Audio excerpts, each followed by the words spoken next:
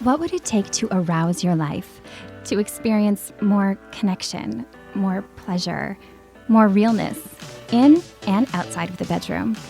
I'm August McLaughlin, and this is Girl Boner Radio.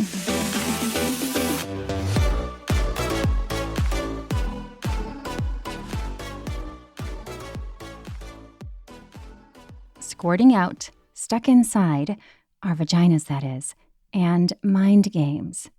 Many of the most extraordinary sex and relationship stories involve surprises.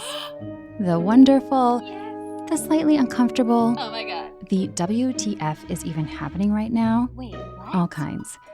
You're about to hear several of them. Our first OMG experience features Nicoletta Heidegger, a therapist and the host of Sluts and Scholars. Nicoletta was one of the 3 podcasters I collaborated with for the live event Afternoon Delight in February.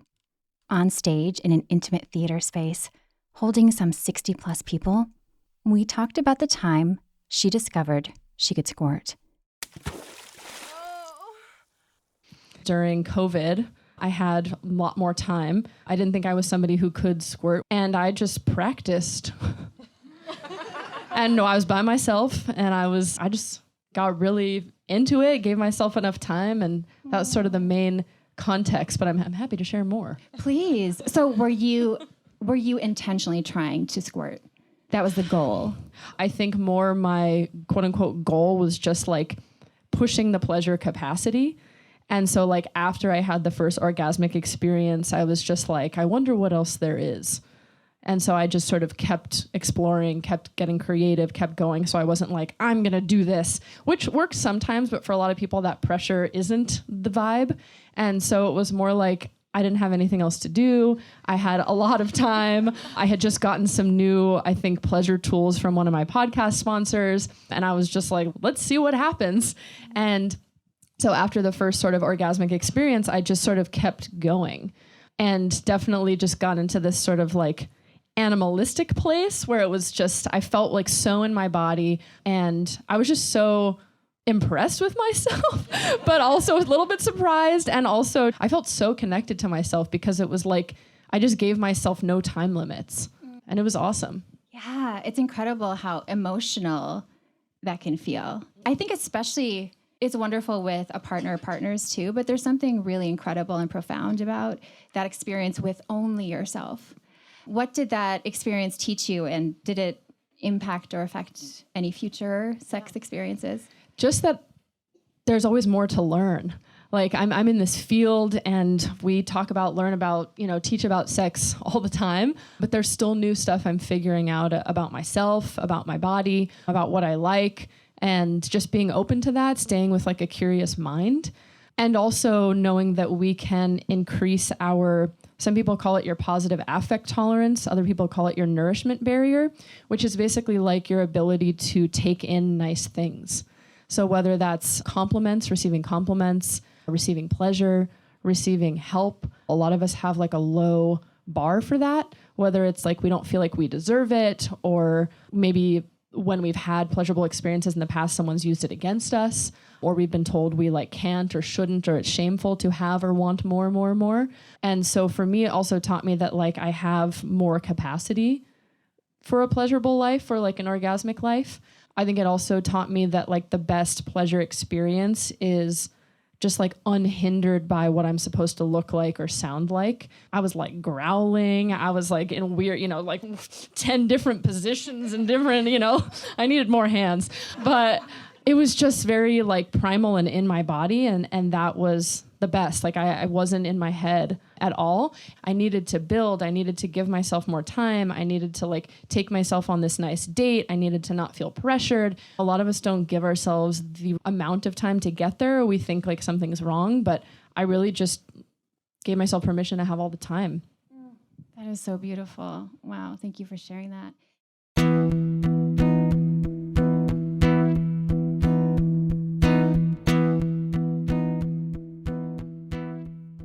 Yes, squirting can be fun, but not all surprising squirts are 100% awesome.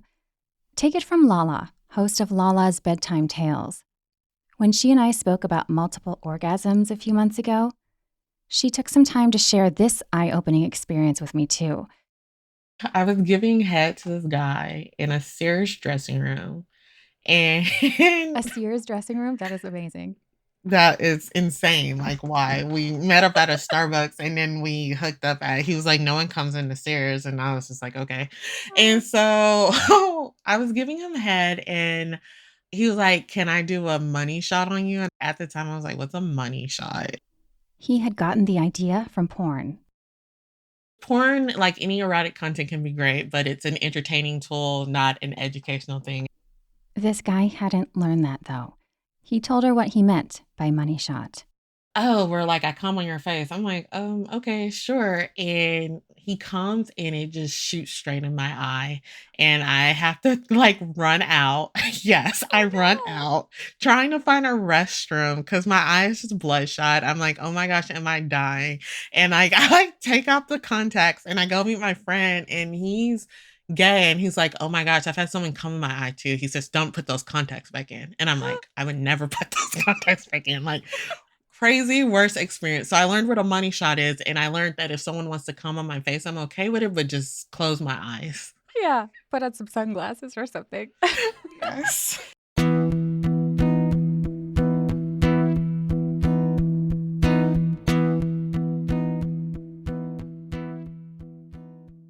Did you know that sex toys can make orgasms last longer?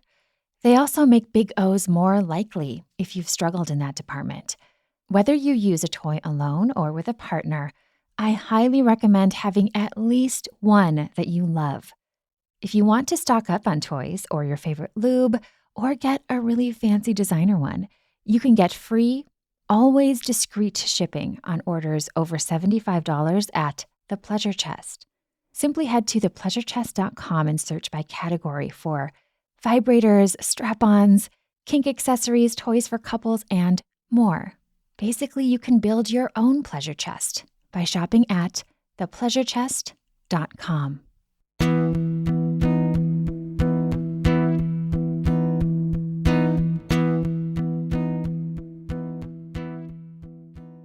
Our last few stories were shared a couple months ago when Carly, creator of Aurore, joined me.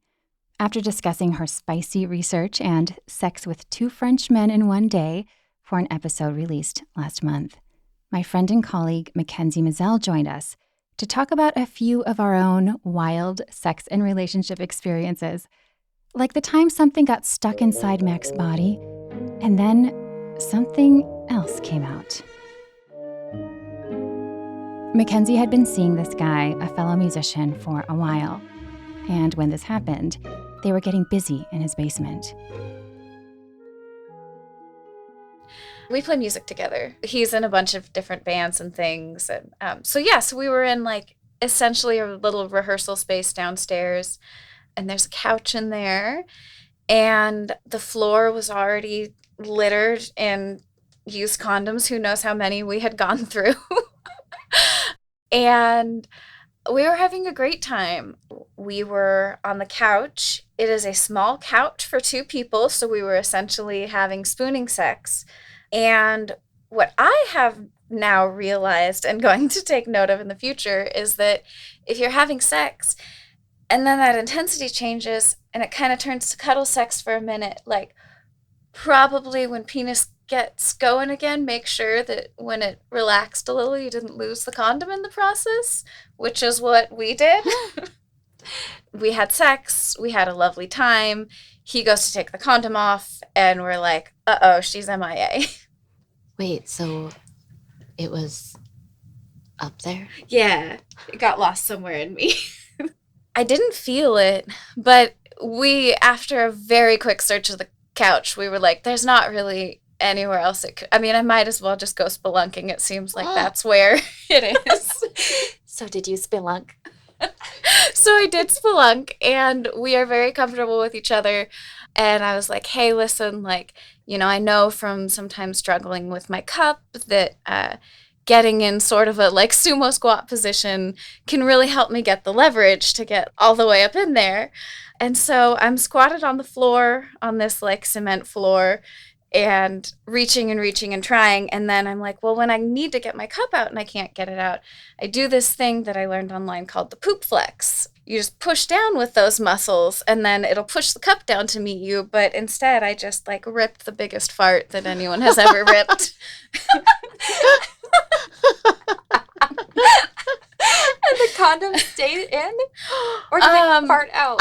It was kind of all one motion. I relaxed enough to grab the condom, and that relaxation not only let out, but forced the fart out. Oh my God. It could have been solid, so I think that there's a blessing there. Agree. Because when you're That is pushing true. down like that, I mean, you're comfortable with each other, so I think it would have been okay-ish. That would have been a Yes. little extra. So you're like on the floor sumo wrestling style, and is your partner like flashing up a flashlight or he's just watching? Yes, he's just providing emotional support. No physical support. Okay. Oh, did you have any moment of fear? Like I had one of those eggs stuck in my vagina once, and if you tense up, it's harder to get out. And I felt like my vagina was swallowing it, like going, like it was holding it. And how do you just like, I have to relax? And I had a moment of fear. Did you have that? Or was it like, oh, we got this? I did. Now that I think about it, yeah. When I realized that it might be in me, just knowing that at all. And then I reached in, the end of my longest finger, I could feel the little lip of the kind of thicker rolled part. And I was like, okay, well, at least now I know where it is. Actually, can I sidetrack for my favorite moment of panic like that I had recently? Maybe this is common, but I forgot I had a cup in and I had sex with a cup in. I did that with a tampon. Really? Oh. Years ago. Yeah. For me, it just took me kind of the same process, and then I just was able to heave it out of there. How did your tampon I woke go? up the next morning and was still with him, and he was sleeping, and I saw blood, and it occurred to me that I was still menstruating, and then I thought, uh-oh. This was the one partner that I had who we had to drink to have fun in general. And we just were not a good fit for a lot of reasons. And so we were pretty tipsy, and I think we just weren't thinking. Such a nice guy, and also a very non-communicative, quiet person. Everything was so awkward, so there was no conversation about that. Looking back, I'm like, I can't believe how little we talked about it. Did I ruin the sheets too? Like, I don't know. Were they his? Yes. Oh, yeah. Yeah, it's his very, like, clean apartment. Oh. Yeah. So when the fart happened, Yes. Back to back to the flatulence, did you two just immediately laugh? Were you embarrassed? Yes. Okay. It Do was you the fart in front best. of each other in general? Not yet. Maybe That was we'll your get first? there. That's quite a first. Yeah, that was the first part. That's a big one. Yeah. I'd caught him farting in his sleep several times. Oh. Very That's cute. cute. He would slightly wake up and go, "You didn't hear nothing," and then kind of go back to sleep. Okay, sworn to secrecy. Oh my gosh. Wow. But yeah, that was definitely my first fart in front of him. Uh, I was like, so it's just pushed like up inside of me to where it's irretrievable now. The vagina is an amazing thing. I also had something lost to me. It was a vibrator, and I didn't even realize it was inside me, and it was ball shaped. The fact that you can have something like that large inside of you and not even realize it, it's crazy. you That could have is been like at the weird. store or something, and you bump your pelvis, and all of a sudden you're like, No, it was vibrating still while it was inside of me. Oh my Like God. I got off, so we were hooking up, had this vibrator, it slipped in. I didn't realize it. I got up and I was like on the bed, like getting up. I was like, wow, it's really powerful. I can still feel it. And he was like, it's in you. And I was like, holy shit. you're like, maybe I'll just keep it. I was like, get it out. I freaked out because I was Yeah, like, yeah. I was What like, did I it don't do? feel it. But then I'm like, I felt the vibration. That's so It was weird. very weird. What did you do? 'Cause you He said had it was to round, reach right? up and get it. He Wow. like did surgery. Yeah. That seems like that would be really hard to get. I was scared. Yeah. And I was also freaking out. So I wasn't like easy to get into. I think that's like how you push a baby out because it's so stretchy. It just like, it does like suck things up and then they get lost. Now onto the mind games. The experience Carly shared almost felt true crimey.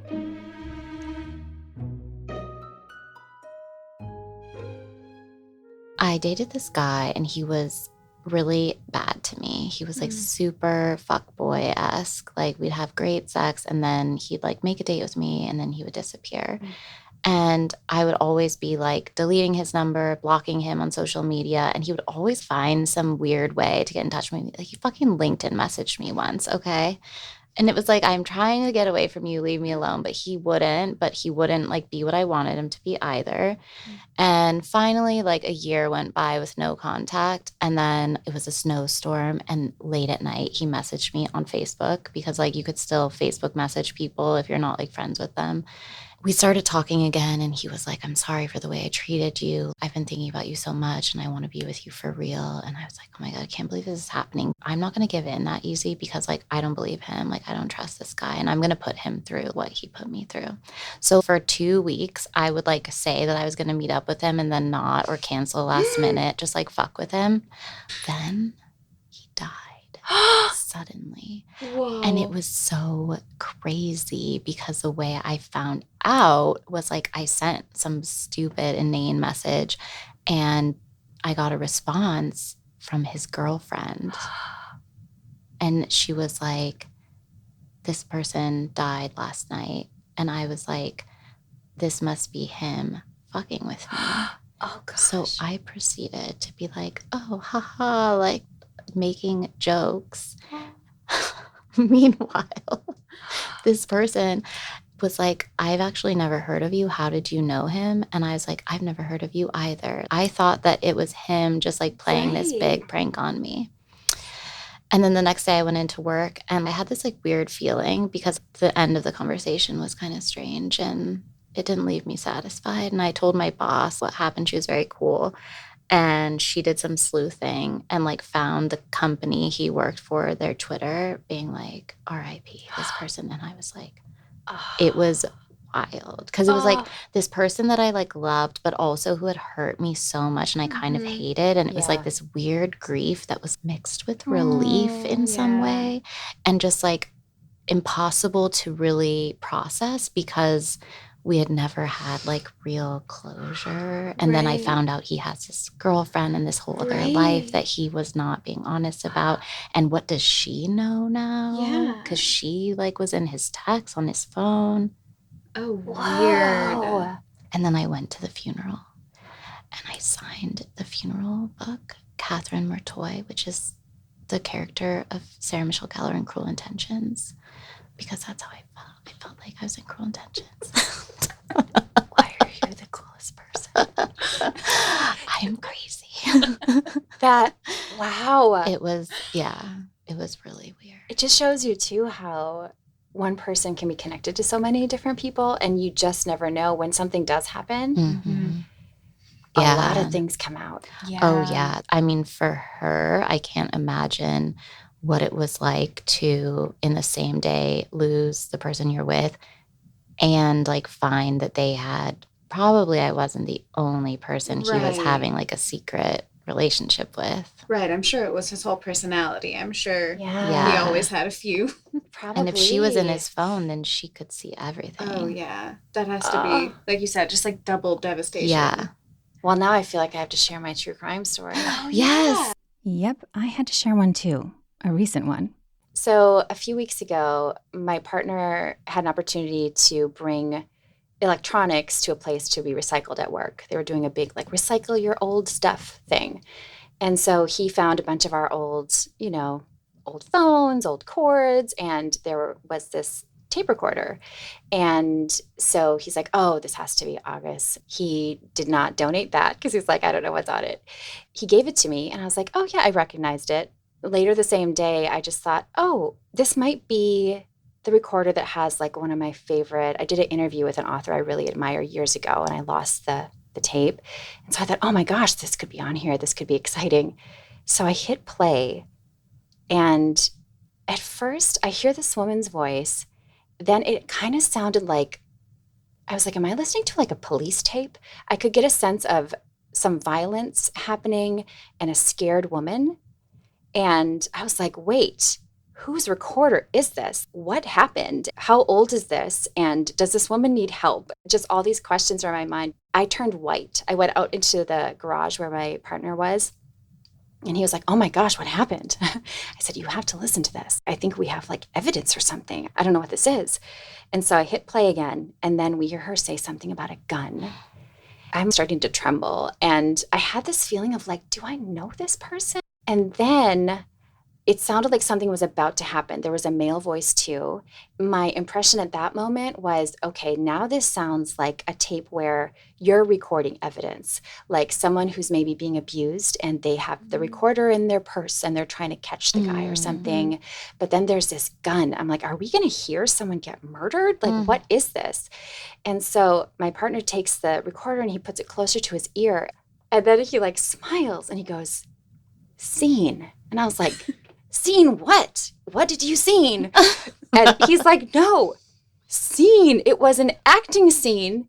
And I was like, oh, that was me. Oh my God. I used tape recorders when I was acting too before I switched into writing. And I completely forgot that I ever used recorders for that. God. And I did not recognize You're such a good actress. It was the one time that I was so confident in my skills. I was like, wow. Oh my God. And then the familiarity thing was interesting because later that day I thought, I wonder if part of my like muscle memory, I was in an abusive relationship. Actually, it was only probably a year or two, a couple years before I got that tape recorder. And I thought maybe something I was feeling was my old self. You're trying to help yourself. Yeah, it was kind of profound. Yeah. I could hear me hurting, but I didn't know it was me. It was like this other person. Well, and I because thought, you've like come so far, you're like not that person anymore. Yeah.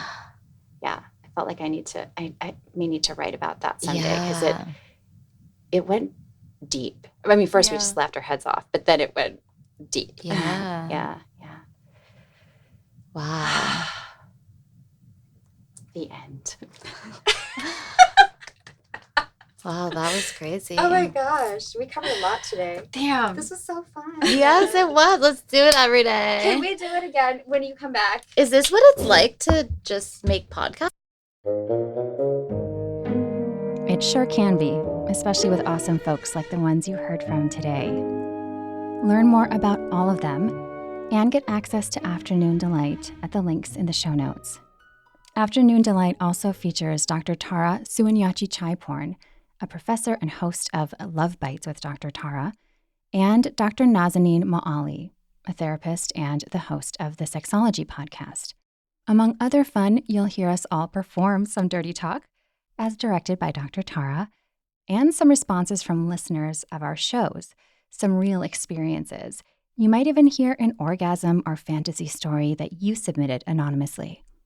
The video comes along with downloads too, a pleasure menu guide from Nazanin, and an orgasm story worksheet from me. As a reminder, Lala's Bedtime Tales is a wonderful platform, podcast, and more where Lala inspires you to own your sexy and feel more confident in the bedroom through steamy romance stories, sex coaching, and sexual health education. Carly's brainchild, Aurore, is a curated collection of erotic stories written by women and LGBTQIA+ folks based on their own experiences. And media producer Makenzie is always up to cool things.